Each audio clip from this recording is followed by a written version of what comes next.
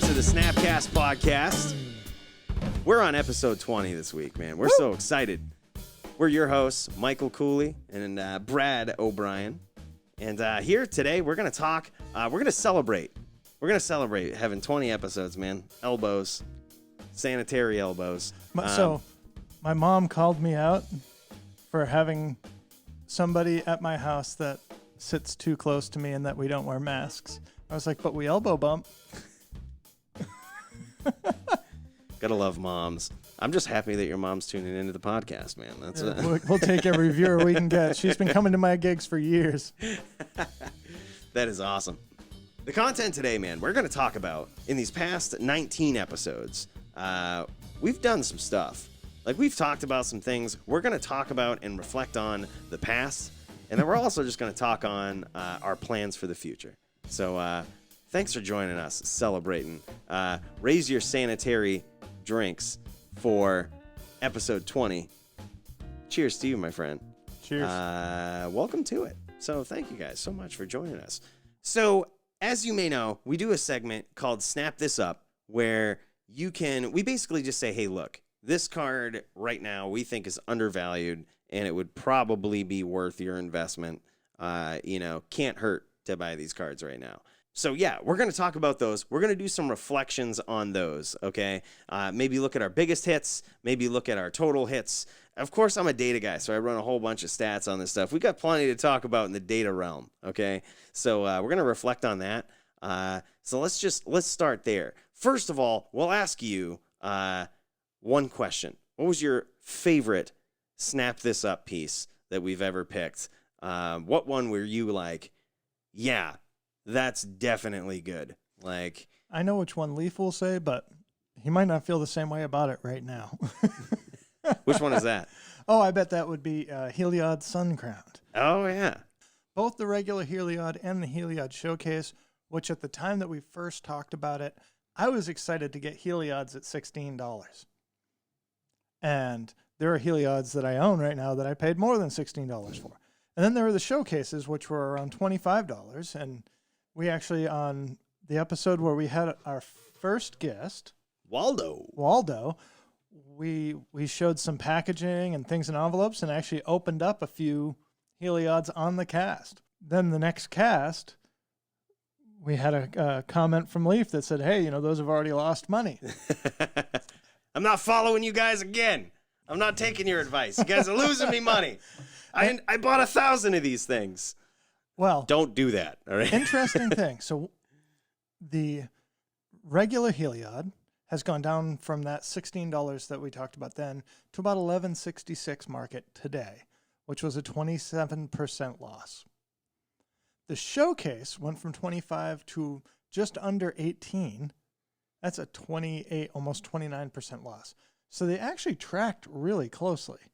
Yeah, if you think about it, though, most of the ones we bought, you and I, were the Showcase ones, right? Oh, yeah. Like, I don't ever remember paying over $18 for one of those. That was months and months ago. Yeah. Like, and I think we had brought that up. Like, this is the value. You can probably find them on eBay for this too. So, yeah, some of the data that we have in this is we kind of give ourselves the worst case scenario. This was exactly the price of it at the time we suggested it.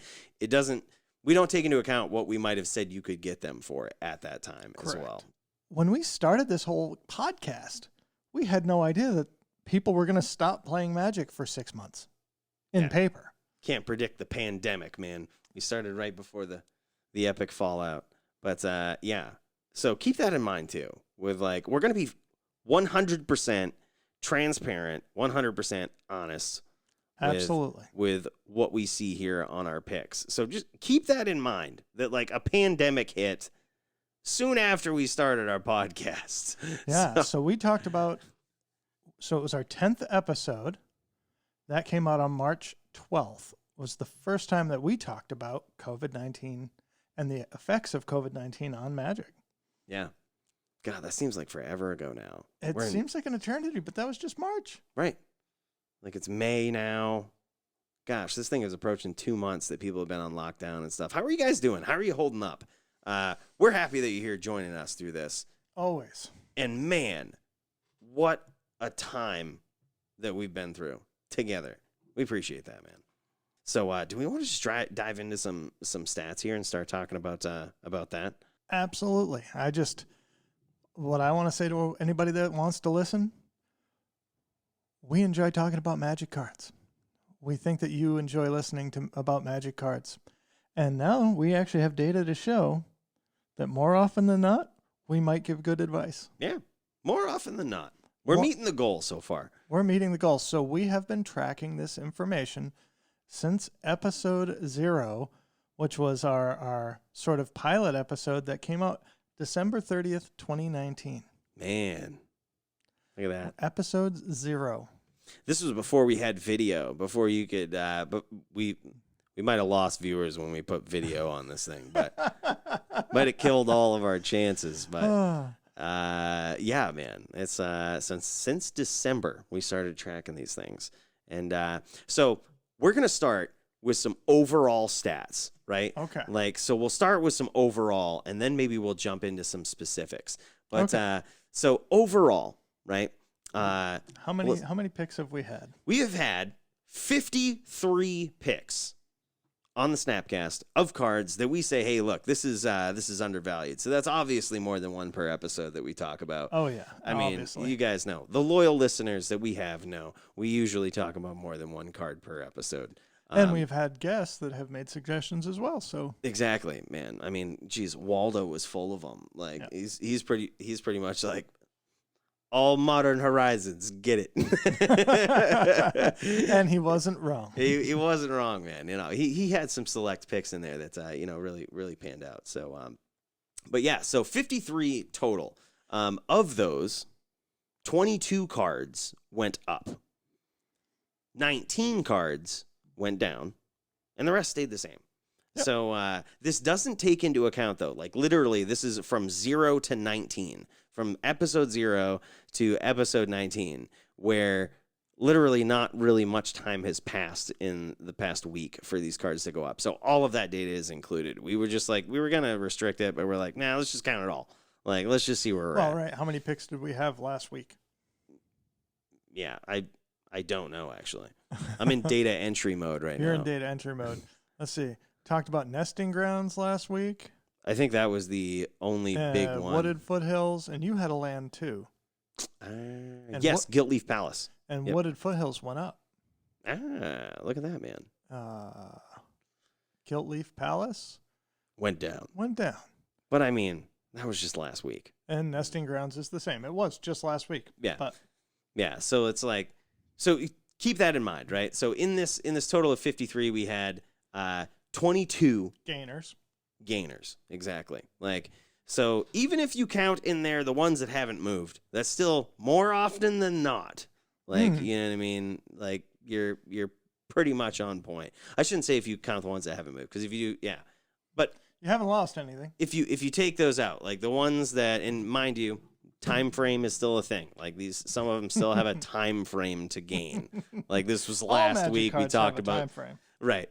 But, so 22, it's like, it's pretty solid. Like of all of the results, like more often than not, they went up. So yeah, the hit percent comes out to about 54% that we're right at this point, including all data. Here's some interesting stats too, right? Like if you just bought one copy of all of the cards that we had suggested, if you're like, all right, I'm just going to, whatever they mentioned, we're just going to buy one copy. Right now, between all of the gains and all of the losses, right, you'd be up about $60. Yep. Like, that's card dollar value. Just bringing you guys value. Listen to the podcast, right? If we're going to put this on the screen, we might as well say it's $58.63. It's almost $60. Right. Yeah. Almost $60. $58.63. Which I'm not sure how much really this stat actually adds to the value of what we're saying, but it's basically like $1.11 per card. That if we suggest it, yeah, you make a $1.11 off of it. Like, but ultimately, and like you said, when we talked about let's have a podcast, it was because we have all these conversations about this card is exciting to me, or this card is way underplayed, or this card, this card should be worth more than that. You know what metric you can be right about that every once in a while. And over the last 5 months, we've been right more often than we've been wrong. Yeah. But the point that I want to make is I'm not patting us on the back. Is that's why we wanted to do a podcast in the first place. We're meeting the goal. And we are meeting the goal. This is what metric we should have measured, because I feel like this is the end all be all right here. If you ever hear this situation go on the podcast, definitely get the card, right? And it's in these situations. This is anecdotal. I didn't collect any data on this. Anecdotally, cards that Brad suggests that I do not agree with, snap those up *2. Oh, really? I don't know. I mean, which ones? There was the enchantment for 4. The you know what I'm talking about. Yes, Guardian Project. Yes, Guardian Project. Like that lost money. It lost money because we. So this is what we did in full transparency, right? We had mentioned that actually twice on the podcast. In the most recent one, I think is really where Brad sold it and was like, definitely snap these up now. But we were, for consistency purposes, counting the first time that we suggested, like the first mention of it. The second time was when Brad really sold it, which is when it was at $4. And, granted, it's only at like $4.93 right now, $5, but it went up pretty significantly. And I was all over this, like, nah, card is garbage. There's other cards that do the same thing. Like, you know what I mean? One of the other things that we could not have predicted are cards that were going to catch reprints. Right. So Nahiri, the Harbinger, is in the new Commander product. Caught a reprint. Not expecting that to move. It doesn't mean it's not a good card. It doesn't mean it wasn't, and it lost, let's see, Nahiri from when we called it, lost 0.7%. After a reprint. We called that in episode 4. Yeah. Now the reprint hasn't come out yet. It hasn't actually hit shelves. And it may True. go down more, but I still think that was a reasonable pick. Oh, yeah. I mean, we picked these cards because it's like, we're not just throwing it out there like, hey, this person used it in this deck and it's probably going to go up because they talked about it on this podcast or this video. It's more of like, no, there's real value in this card. It's, so we might miss the ones where people talk about them somewhere or bring atypical attention to them. Yeah. You know what I mean? In some public forum. We might miss those because we catch genuinely, some of those, that's but you can't catch them all. Exactly. It's not genuinely right. You can't catch them all. So yeah, let's look at biggest price difference, right? Price differentials. Recently, within the past few weeks, Grim Monolith was mentioned as something, hey, you might want to pick this up. Like, that was the biggest gain. I'm all for these reserve list cards. You guys know me. That's where it's at. And it's the biggest upfront cost, but some of the biggest opportunities to make money. Absolutely. So this one would have netted you, if you bought them at the time we said, hey, get these, even in the last few weeks, would have netted you $30 per one that you bought. It went from $130 to $160. Like, pretty serious, significant increase. 23% gain. Yeah, man. That's pretty good, especially on a card that was, not all of our picks are cheap. We do like to pick cheap picks, but not all of them are cheap. This would have been one that if you did make the effort, and make the investment, this would have definitely been one to pay off. So there is number 1. Number 2. Urza, Lord High Artificer. That's right. Went from $29.95 to $38.98. I think actually even tonight it might be higher than it was yesterday. Oh, yeah. Like a lot of these prices got put in there yesterday when I was rolling through this list. So that's an increase of $9. Pretty solid. So number 2 spot goes to Urza, Lord High Artificer. And these are percentage gains. Yep, absolutely. So, well, no, that one was, I was going by difference. Oh, this is the dollar. Yep. Dollar difference. It's sorted by difference. Not percentage gain. Nah, because percentage gain was weird to sort by because of the way I set up the field. Like it's basically looking at it. Because our number $3 difference has a much higher percentage difference. Oh, absolutely. Like number 3 is Walking Ballista. My boy. That's my boy. We called that in episode 1. Absolutely, man. And what an increase it's been. And if you watched some of the episodes, you would have known that I very reluctantly traded my foil walking ballistas away to this guy, all right? Only because I have a special place in my heart for him. Otherwise, those things would have never left my hands. But we didn't even check the foils. But I don't even want to. No. I don't want to. I don't want to know what I lost. You didn't lose anything. You gained a friend. And I have foiled out mono white Heliod for Pioneer when the world returns to normal. Exactly. But this is one that's really important, which is, we'll probably touch on this again later if we can remember our train of thought. But this card, Ballista, was reprinted in one of those Challenger decks. Like, it was one of those things that I think people lost a lot of interest and thought that it might not ever get to anything because it got reprinted and, so early, even while it was still in standard, got a reprint. And they were like, yeah, like I'm not really gonna pick these up. This was $19 when we had talked about it, and even at that point, it had gone up. Like, I remember this card being at $15. Like, it had gone up at that point, and I was still like, yeah, dude, get them. Remember the epic 2-drops we were talking about, and how I counted Walking Ballista as the epic colorless 2-drop? Yep. That was just like the best colorless 2-drop they've ever printed. So I think there's an interesting lesson to learn here, because a lot of people panicked with the Challenger decks for this year that were printed, looking at Brazen Borrower and Fabled Passage. Mm-hmm.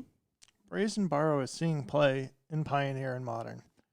Fabled Passage is seeing a crap ton of play in Pioneer.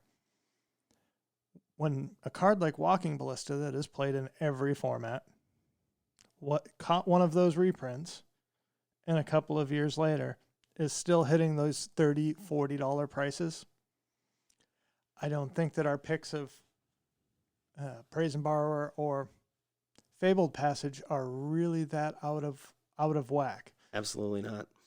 And I would say I'm going to go one step further, okay? Because Walking Ballista is my boy. If there ever was a pick that I felt 100% sure about, it was that one, right? I'm going to go further and stick to my original guns, saying I think this is a $50 card. I think that's where you're going to see it peak. Like, give it time. But I think you're going to see it. Settle down. Right? I think when people start playing the paper again, you might see it get there, man. Like, it's right on par with the other 2-drops, right? Think about it. Think about it logically. The other nasty 2-drops in all of the other colors that are all older and have seen more reprints. Snapcaster, Bob, Tarmogoyf, Stoneforge Mystic, like, they are all around that price range, if not higher. You know what I mean? So this is the one. Like, pick this up. I guarantee you still won't feel bad about it at $27. All right? That suggestion isn't official. It won't get counted because it's not when we first. I can suggest it again this week. We're only going to count the first time. That's right.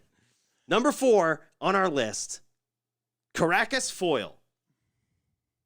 $7. You would have gained yourself $7. This was originally suggested back in March. It looks like possibly just before everything had gone down, with COVID-19 or whatnot. I was just still gained. Yeah, I was pumped about it at that time. Like, I felt like I instantly saw. I usually sort results on eBay, but I saw a foiled Caracas at $18, and I just didn't bother with it. I was like, I gotta get this before somebody else does. Like, you know what I mean? So I instantly binned. Apparently, that was probably about the market price for it at that time, like $18 to $20. But yeah, now it's at least 25. And this was something that I couldn't necessarily find easily on MTG, like TCG, very easily and reliable. So I actually just went on eBay. I was like, I'm just going to look up what they were on eBay at the time. I knew I saw a couple at 18. Now the lowest one is 25. And I can guarantee you, if you go out right now and you buy those two $25 ones, the lowest price is like $28 to $30. Like, you know what I mean? It's so this is again a very conservative estimate on the gain, and like, a pretty solid one. Yeah, I mean, that's a 38, almost 39% increase. And number 5 on the list, by the way, was one. Yes, This is what I mean. Here's the prime example right here. If you have a card that Brad's like, yeah, man, snap this up. And I'm like, don't. That's dumb. It'll go down. At that point, buy the card. Like, we're talking about Ancient Tomb. I picked that in episode 16. That was only 4 weeks ago. That was a month ago. It's gone up 25% for a $6 gain. I couldn't believe that. Like, I saw it, and I'm like, when you suggested it at 24, it was around like 24, 25. Like, you could reasonably get them for 24. I'm like, dude, no. This card used to be $30, and then it got reprinted. And now it's like back to $30, which is, in my head, I'm like, I can't wrap my head around it, but also it just blows my mind. Like, what the hell happened there?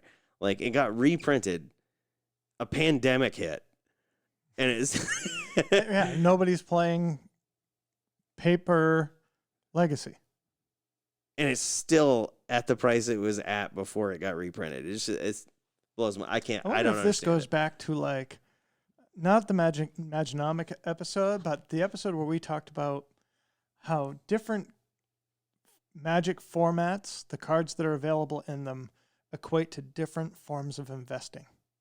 We talked about how these legacy staples are like long-term blue chip stocks that they're gonna go up.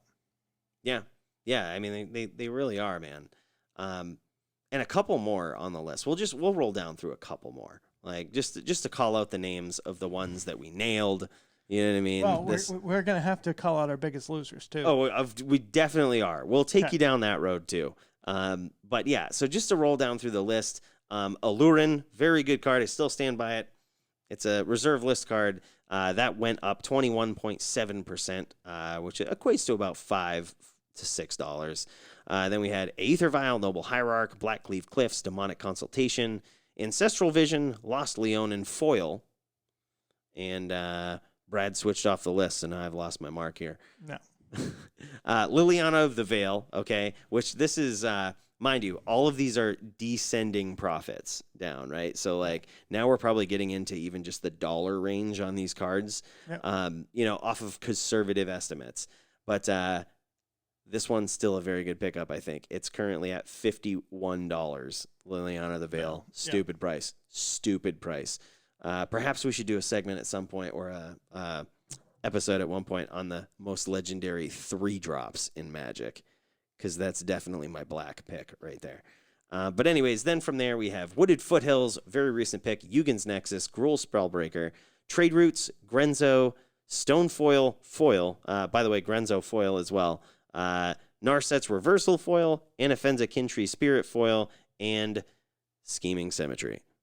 So those are all the gains. Many of the other cards stayed the same. We probably won't touch on those. No, let's I mean, we got time. I guess let's talk about what netted even and over what sort of time frame. So Brazen Borrower got a reprint, but has stayed the same in the last 3 weeks. Mm-hmm.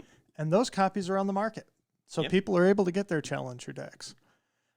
Court of Calling has stayed even. We called that almost 7 weeks ago. Dystopia, we called that 6 weeks ago.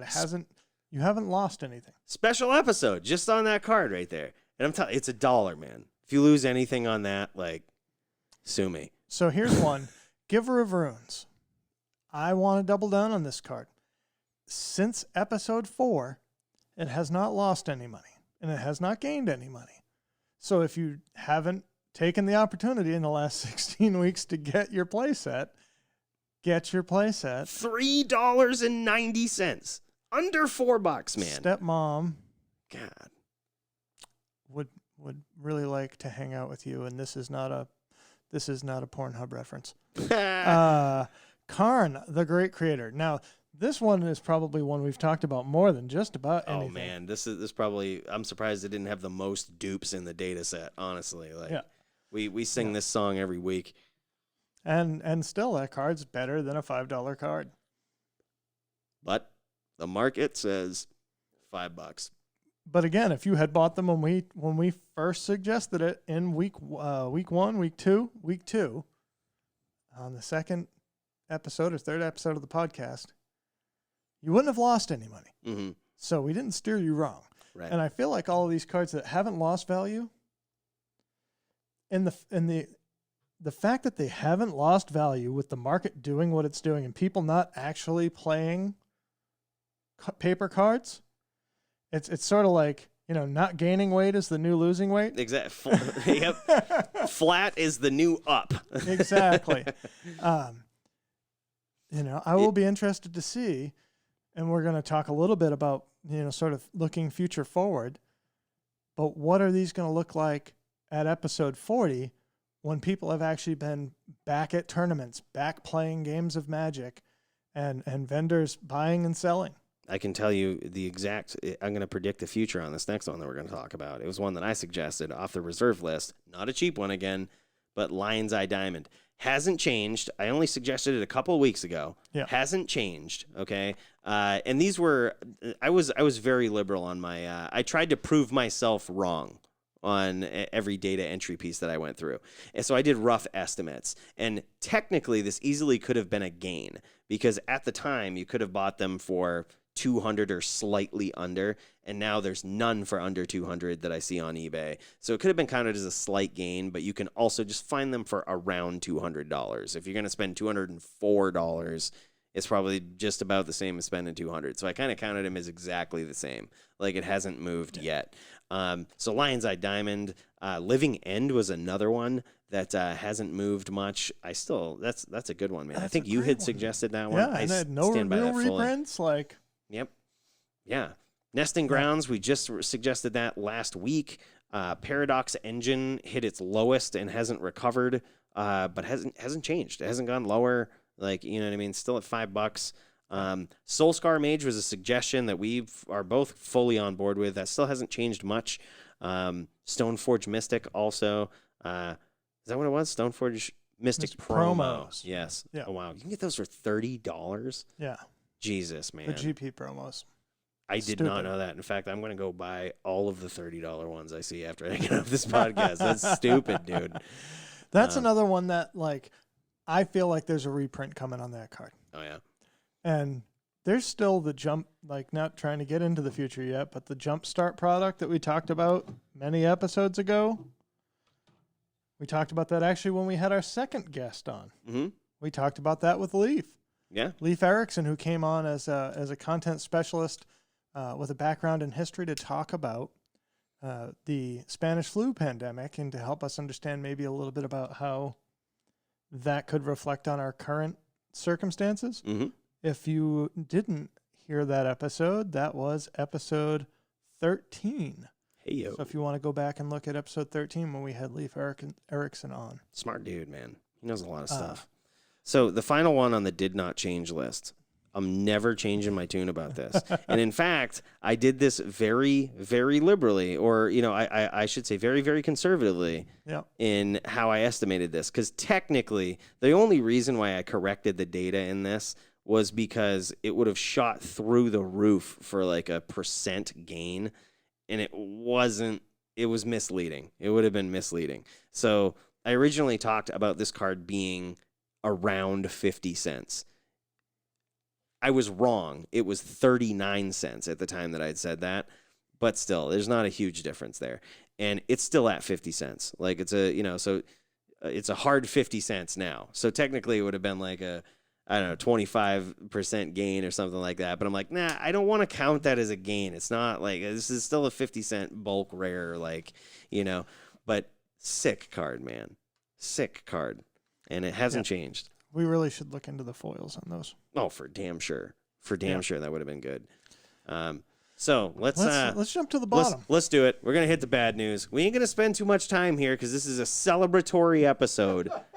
I can celebrate my losses. That's what I've been doing on Arena all week. Well, some of them are like 3 cents loss. That's why I say we do it the same way. Let's start with the biggest loss. Okay, Yep. The one that technically at this time has lost the most dollar. We're the most wrong on. And that is Heliod Showcase. And I feel bad because we sung this song. We sung this song in harmony. All right. Like we were both, well played. We both like bought a ton of this card. And It is the biggest loser at $7.22. It was originally a $25 card. And again, talking about the showcase. Yeah, and again, like, yeah, this the showcase, but also at the time we suggested it, to be fair, we also said you can probably get these for a lot less than 25. Like, we're winning auctions at 18. Yeah. Like, you know what I mean? Like, just aim for that. You know what I mean? They're now at just under 18. Like, you know, they're 1778, so they lost 28.9%. But that was the biggest loser right there. And I still have absolute faith in this card in the long term. Oh, same here. It is an eminently playable mythic, 3-mana, indestructible 5/5 in the right deck. Yeah. If you watched the episode on, you remember when we lost power for like 4 days, so I had to figure out something to do, and I was jamming decks versus each other. Yep, And I remember. My first sign that Heliod might not be as vicious as I thought it was, and the real winner is Walking Ballista, was the fact that I switched the decks. If you guys remember, I originally started out with 4 Heliod, 4 Spike Feeder, and I was like, this is going to win. And I quickly realized it's a good card. It definitely belongs in like a Counters Company deck. But not as a 4-of. Yeah, not as 4-of. Like, you know what I mean? It's a really cool card, but possibly not 4-of. So that was kind of like my first sign where I was like, man, maybe it's not that vicious, but I still feel pretty good about it. Like, I just love this show. It's showcase art, man. My showcase art's better than your regular pack foil Heliod. I don't care what you say. It's funny. I actually have some of my notes here, and I have some other notes in the other room, and it's specifically talking about some things that I want to bring up with our potential guest next week. Talking about why are the showcases so similarly priced? Very often, like you think that the special printing would carry a premium price, but right now for a lot of these you can get them for almost identically priced. Yeah, I'd be curious to, along those lines, to see like what he says about these packs hitting Walmart shelves. Like that's the thing. These like special promo packs hit Walmart shelves. Like your average pub could just go up and buy one of these special promo packs, crack a Heliod or something. Like you're almost guaranteed to showcase art in one of those. I think you actually are guaranteed to showcase art. So yeah, that was the biggest loser. On to the second biggest loser. I'm still preaching this. I'm still singing this song, and I think we might be still singing this in harmony too. I think so. Fabled Passage. When we first called it in episode 2, 18 weeks ago, they were $16. Now, after being reprinted in multiple Challenger decks, despite seeing some of the most play of any card in Pioneer and Standard, they're down 41.2% for a loss of $6.59. Mm-hmm. And you know what? I would double down on this one too. Dude, so this is exactly what we were talking about. Hey, spoiler alert, or I shouldn't say spoiler alert, but regardless, you know what we're talking about. We didn't lose our train of thought, all right? I'm going to revisit the Walking Ballista conundrum on this. Like, I feel like we are in that spot right now with Fabled Passage. It was a good card that we were talking about before it got reprinted in Standard. Yeah. And here it is, the reprint in Standard, drops the price.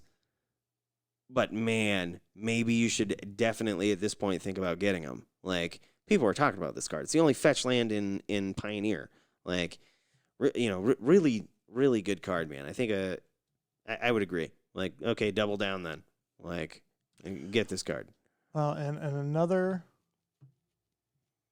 hard to see my computer over there, thing that I really want to point out is this is a Throne of Eldraine card. Throne of Eldraine is going to be in Standard for 2 more years or a year and a half. So the next rotation is coming up this October. And at that point, both Ravnica sets, War of the Spark, and 2020 will roll out. But you're still going to have Throne of Eldraine for another year. So we have a year and a half where this is going to be played in Standard. Right now, nobody's playing Standard in paper. They're only playing it on Arena or on Moto. Yeah, and I can tell you what, from the people playing it on Arena, it's in every non-mono red deck. Just like, well, yeah, it's insane. it's perfect deck. Even if it's just inconsequential deck thinning, it's still deck thinning. Right. I mean, I saw some of our favorite streamers, or one of them anyway. Magic AIDS was no, I take that back. I can't say exactly. I forget who it is, and I feel bad about it. But they were only running 2 basics in their deck, and they still ran Fable Passage. They were like, yeah, it just thins out the deck. I'm like, okay, cool. Like It's a little weird, but sure. Yeah, exactly. It was very weird, but at the same time, I'm like, okay, there's still a spot for it in there. So even though that was our second biggest loser, I'm still a fan. Me too, man. But our third biggest is regular Heliod. Third verse, same as the first. Third verse, same as the first, man. It was just regular Heliod. We won't touch base too much on that. It kind of follows almost the exact same percentage decline as the other one. And fourth, it seems like I'm right as often as I'm wrong sometimes. Dreadhorde Arcanist. I love this card still. You can get him even cheaper now. Exactly. And so this is another double down. I think because you can get them cheaper. Let's talk about a concept. When we first talked about Dreadhorde Arcanist, they were $5 a piece. That was in our pilot episode. I was snapping up foils then. If you bought a playset then, you spent $20 for 4 copies. Right now they are $2. So if you bought another playset, that would be $8. For the mathematically challenged, that means you would have 8 copies and have spent $28. What is your average cost per copy now? Hold on, dude. Jesus. 830 with 28 divided by 8. Like $3.25. 20-something cents. $3.50. $3.50. I really missed the mark on that one. We can cut that out if you want, or we can just be embarrassed that I had to pull out my calculator. No shame in my game, dude. So here's the thing. It's an opportunity to say, oh, man, I overpaid maybe on those first 4, but you can bring that average cost down to $3.50 a piece by picking up a second playset. And yeah. Oh, absolutely. And I still think, I mean, again, think of the legendary nasty 2-drops that Magic has ever printed. I still think it's a better card than Young Pyromancer. Like, you know what I mean? It's still pretty vicious. It's still pretty nasty. And I just think it's that legendary 2-drop. Do I think it's ever going to be a $50 card? I don't know. I doubt it. But Jerry Thompson is working his ass off to break this card, though. Really? Oh, yeah. He loves this guy. He and Brian Gottlieb talk about this probably every other episode on the Arena Decklist podcast. That makes me feel a little bit better then, because Jerry Thompson's a good player. Used to play a lot when I was living down in Atlanta. He would show up at I think he's probably from that area, because he used to be at every single Star City event down in Atlanta. But yeah, so other people believe it too. Maybe this is a double down card. Maybe Brad is right over here, but lost 60% on that one. I'm sorry, but I take personal responsibility for it. I'm sorry. Let's move on. Let's move on. So back to just our master stats, and just to reiterate, our hits, and this is counting things that didn't lose. So either you broke even or gained. 54% of our picks would have panned out for you. You wouldn't have lost money, and you would have gained money. 46% of the time we're wrong. That's pretty good odds for trying to pick specs in a pandemic. And it's also something that, like, we're not kind of sitting pretty at 54%. Like, when we first looked at this, we were like, damn it. Like, we thought we were a lot better than that. You know what I mean? So I think it's one of those things where both Brad and I, like, we're not sitting pretty with this. Like, we're still trying to improve that. Like, you know what I mean? We're still working on being like, okay, why were we wrong about these? Yeah. Like, you know what I mean? What can I learn from that? Yeah, like we're still learning from that, but for a first trial run of like, all right, let's just throw out what our heart desires over here. Like 54%, like that's pretty solid. Puts you up, like we said, if you bought one of each of the cards we were talking about, you'd be up about $60. Like pretty solid gain right there. So. Actually, I recall now because we literally went through, we divvied up the episodes and listened to all of our prior episodes to find these picks because we hadn't been tracking them before. And we talked in one episode about win rates and not knowing your deck, and how if you just pick up a deck in Modern or Pioneer or Standard, you can't expect to do well. Yeah. You certainly can't expect to do better than 50% because of the variance in our game and the fact that you are playing against an opponent that also is going to make intelligent choices and also has a deck that they've constructed to win games. If you're winning more than half the time in Magic, you're doing pretty good. Yeah. It's also why when you get to rank platinum, you probably want to play best of 3 on Arena, because it's just a crapshoot if you play best of 1, right? Like, just what you're saying. Okay, so that leads probably into what should be our closing segment, which is just looking forward. Things that we're doing with the channel, with the podcast. You may have noticed some new videos popping up in your feed for those of you that have subscribed to the SnapCast podcast on YouTube. Absolutely. So if you're an audio listener and haven't actually been to the YouTube channel, check us out on YouTube, because now we are featuring some streaming content, largely from our one and only Mike Cooley. Yeah, it's been really fun, man. So funny story. I got a supercomputer this week, right? Like, supercomputer. Thing was sweet. The whole garage. Man, it was insane. Like, I call it, that was my nickname for it, the supercomputer. It had 3 terabytes of storage space, and then I think it had 256 solid state for gigs, but sick, man. Like, sick. And not only that, it had 32 gigabytes of RAM. Yep. Okay. And then it had a 2 gigabyte video card. Like, pretty dope, man. I was sitting pretty with that thing. I was like, yep, this is going to be my boy for the rest of my life right here. So, condolences. Sorry, I don't mean to laugh. So, we got a couple of good streams out of it, but the thing crapped the bed this week. I don't know what happened. I'm not a computer hardware expert. I just returned it. Basically, what was happening is I wasn't streaming at the time. I was just playing some games on Arena, and the screens just kept shutting off on me, and the computer kept restarting. And I've narrowed it down to basically this: it's the graphics card. Like, the graphics card's messed up. Like, it overheats and it freaks the computer out. But yeah, you can't win them all, man. So yeah, this is something we are going to add to our podcast channel on YouTube. Absolutely. We did a couple of fun streams already. Whereas I was going to upload our previous stream from last night today, but whereas we're doing the podcast, I don't want to overwhelm you guys with like notifications or whatnot. We're not going to be one of those types of channels where we're uploading videos, like 16 videos a day. No, like we're gonna try to just show you the cool stuff. And we got one more coming out tomorrow that is scheduled. That was our previous stream before the computer crapped the bed. Which is still pretty fun. There's another one where, if you haven't seen the cat combo in draft yet, definitely check it out. It was really fun. I don't know if it was a good deck. I don't know if it was good picks. I never said I was the best player, but it was pretty entertaining, man. We believed in our cat deck, and it got us some results. Like, it was at least very entertaining.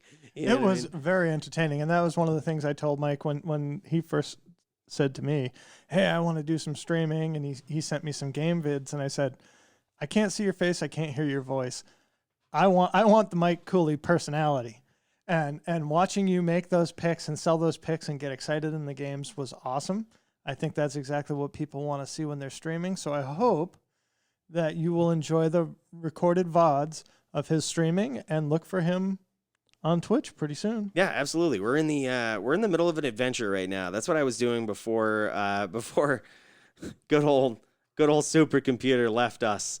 We were in the middle of, and I will continue this as soon as I get my new one in. It's already on the way. We got it ordered. We're on an adventure right now. That's kind of what we're taking our viewers through on the stream. It's a player just like yourself, right? Like, you're not a big streamer, likely. Like, you don't get all of these free wild cards. You're probably just grinding like we are, right? I have made a personal vow. I think it started out on the stream. I said I didn't want to pay much money for the decks that I have on Arena. I'm going to say it right now. I'm not paying any money. Like, I'm just grinding this game out. Free to play grind. Yep, free to play grind. I'm gonna try to get these nasty tier 2 decks, or tier 1 type 2 or standard decks that are just fun to play and competitive and could potentially get us to our next adventure after that, which is grinding to mythic status. So right now we're in the first part of the adventure. Just build up your clout. And if you want to join along and just see how your average player does it, just like me, hopefully you join us for that. So that's what we're doing. We're adding streaming content. We also had our friend Andy upload an awesome video. That's right. Tech4, channel. You might see him in the comments here on a lot of our videos from the podcast previously. But Andy is doing some video work as well and wants to come out with a series that he's calling Attacking the Meta, where he's pulling out the B team decks, the decks that you probably haven't seen before, and making them work. Speaking of, you were talking about the Crazy Cat combo. He was doing some redonkulous Vanifar combo with corridor monitors and Woe Striders. It was sweet. It was sweet. I didn't even know that like those cards existed in standard. I was like, yeah, Vanifar combo. Like, I heard about it. I'm like, no way, dude. It's a thing, man. Like he makes it look real good. He makes it look real good. He had 2 opponents scoop matches after the first game. So definitely go check out Attacking the Meta also here on YouTube down below. Yeah, there was one game he's just like, yeah, I don't know. This could be close. You know, he's just like, I don't know if we got it. The opponent just scoops the cards. He's like, well, but apparently we do. Apparently the opponent disagreed. Like they might have known what was up. But yeah, really fun, man. Really entertaining stuff to watch. Just like a whole different take on it. You watch Andy for actual good gameplay. Watch me if you're just like, yeah, I'm not the best either. Let's see what he does. Well, and I will be interested to see the free to play grind. Like, one of the things that I think you're going to find is it's not going to take you long to have tier 1 decks if you want them. But play what's fun. I think as far as streaming, when I watch streamers, it's guys like Magic Aids, guys like Saffron Olive that are just trying throwing weird stuff at the wall and playing. People look at it and they're like, I don't know what to do with this, and you have fun. So have fun. That's why we're here. Absolutely. We are also looking to have more guests on the podcast. We will have hopefully a very special guest next week. So, we don't do this live, so you'll have to wait until Thursday night and, set your timer on your clock there, dear, so that you're ready Thursday night. Yeah. It's going to be sweet though, man. Like I'm excited to talk with this potential guest. So, seems like a very insightful person and it's going to be some good conversation, I'm thinking.